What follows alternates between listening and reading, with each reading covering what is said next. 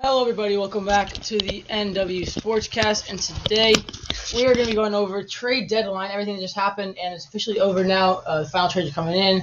It is 1:19 Pacific time, so 19 minutes past. And yeah, let's just go into it with all these trades. So, first off, this was the first trade. Get in the camera. Well, I guess the most recent trade, Jorge Soler, just from Kansas City. That has just been confirmed. But we just saw Chris Bryant get traded to the Giants. Dodgers, we saw make trade for Trey Turner and Max Scherzer. So you think the Giants did this trade to competitive standpoint, or did they actually think it helped their team a lot, or why do you think the Giants traded for Bryant? I think they're in a position that they did not expect themselves to be in this late in the season. Obviously, they're first in entirety of baseball right now, and I think they saw the Yankees go for big trades, Gallo obviously, and then you saw the Dodgers go for some big trades, and I think they saw if they wanted to stay competitive, especially in October, that they're going to need to get someone big. And I think Chris Bryant, obviously, he's been to a World Series, has won a World Series before. I think it's a pretty good move. I like it for the Giants. I think he fits the team with the veteran experience. Like he's part of that era. And then for the Cubs side of things, they blew it up. They traded Javier Baez to the Mets. And we'll talk about the Mets in a second. They traded Anthony Rizzo to the Yankees. We'll talk about the Yankees in a second. And then Chris Bryant, of course, to the Giants. And they traded some pitchers. So from a Mets standpoint, what do you think, or not a Mets, from a Cubs standpoint, what do you think, really? We see.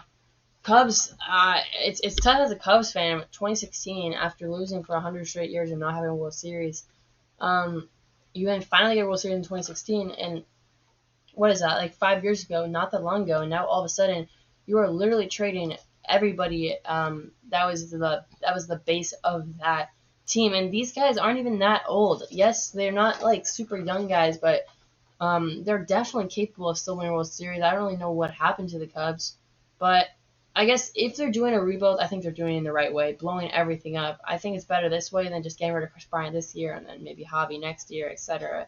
I think might as well get some value while they still have it. And a big thing for the Cubs is they gave up Kimbrel, who's great, but they got in this Kimbrel trade, maybe the best closer still in baseball he's had a resurging season. They got back top 100 prospect. I think he's in the 30s. Nick Madrigal. He actually might be up to listen now because he's been playing for a while. But this guy is a stud. He's 21 years old for the White Sox. He's playing second base.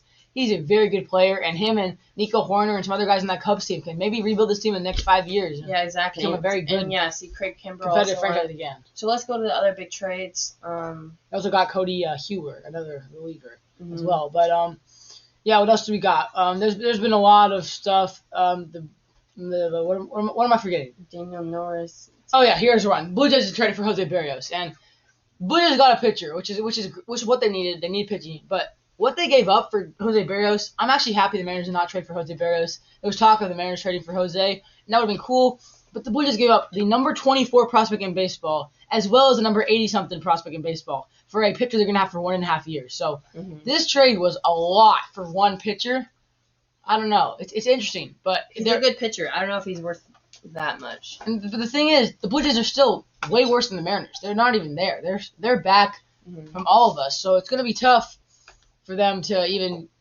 Kyle Schwarber goes to the Red Sox. Schwarber to the Red Sox. Yep, that's another trade that we need to talk about. Schwarber's injured right now, but he may be back by the end of the season. The Red Sox trying to make a push. Not having a great year, but he's shown in the past. He's having a pretty good year, actually. He's having 25 home runs. Yeah, he has 25. But his average is down. But his average is he's always never been an average hitter. He's like 250. Before he got injured, he had that streak where he hit 17 home runs in 18 games. So I'm not really sure how you can call him having a down season. He's raking right now.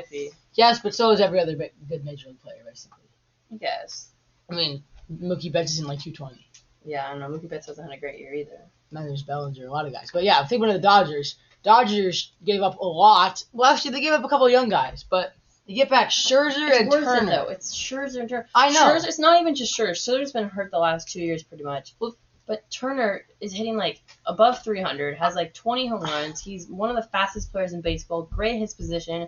He's a great guy to be in the locker room with. He's just a really great guy, a really good teammate, and a really good player. It's funny. We've been seeing people saying that the Dodgers get Scherzer, and then they also throw in Turner. No, Turner's probably the best player in this trade. Yeah, you need another pitcher who's Bauer and all that. But no, Turner's better than Scherzer.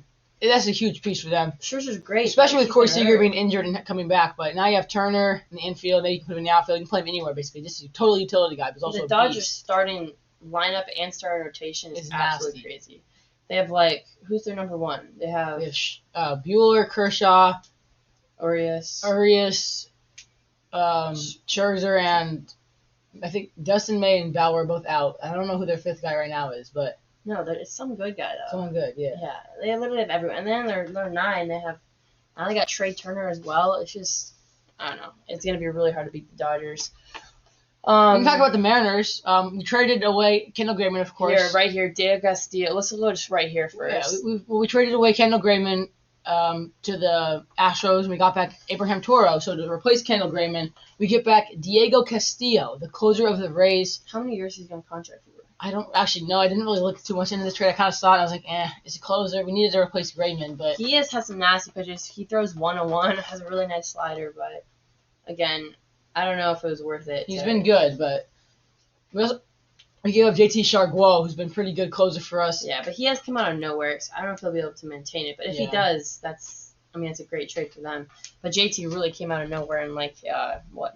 Yeah, in the last couple months, he's been Yeah. beast. But how about let's talk about the Yankees. They traded for Joey Gallo first off. That's a crazy move. Then they go out and trade for Anthony Rizzo. So they had Joey Gallo, Aaron Judge comes back from injury, and now you add 2 lefty bats to this terrible lefty lineup. So now you got a lefty Anthony Rizzo and a lefty Joey Gallo to improve.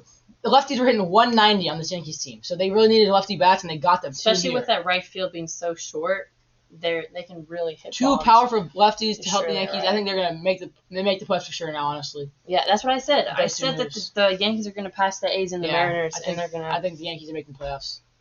Okay, let's continue. There's a bunch of stuff I Yeah, can Dodgers see. got Danny Duffy to be another guy in the rotation. Cubs, Cubs got Bailey Horn. White Sox are financing deal. K. Yeah, White Sox got Cesar Hernandez from the Indians. Yeah. And then there's the Gallo trade. It was for Evescuel, Duran, Josh Smith, and then Gen Odo and Trevor Hobner. So a lot to give. The Yankees give up a lot, but it's worth it for sure. They're trying to make a push now because Judge is 28. He's got a couple more dominant years. I think 3 more dominant. Yeah, he's got some, but I mean, he needs to hit the ball. Trev's 30 right now. He's got some time. Yeah. So there's a lot of them. There's more. Brewers got Eduardo Escobar from the Diamondbacks, trying to make one more push. The Brewers are a good team. A better playoff team, top of the division. This is a minor trade, but that's the team that the Dodgers did. I'm sorry, Brewers, but you're not winning. No, you're not. But Kristen Yelich, he's not having. He's had a terrible season. They're still good. And they're still good. So if you somehow string together Kristen Yelich playing good, and if Yelich comes out strong.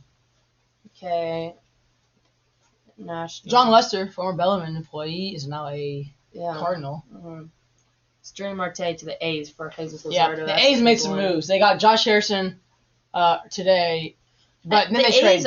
They trade their great pitcher Jesus Luzardo, and they give back Starling Marte. So one of the least salary cap teams, and they always seem to make moves at deadline. Yeah, and it does seem to end up working. Although Jesus Luzardo is a really, really good pitcher, but so is Starling Marte. Yeah, so Starling Marte's beast. That's a good trade for the A's. I really liked it a lot. Yeah. They're getting better too. The Mariners, but Marte is a free agent. I would say the Mariners slightly got better. The A's got better. So did the Yankees. Marte is a free agent this winter. Luzardo isn't one until 2027. He was their young pitcher. That was kind of interesting trade, but that would be like if we gave up Hancock or Kirby for Luzardo or for Marte, which I would not have done.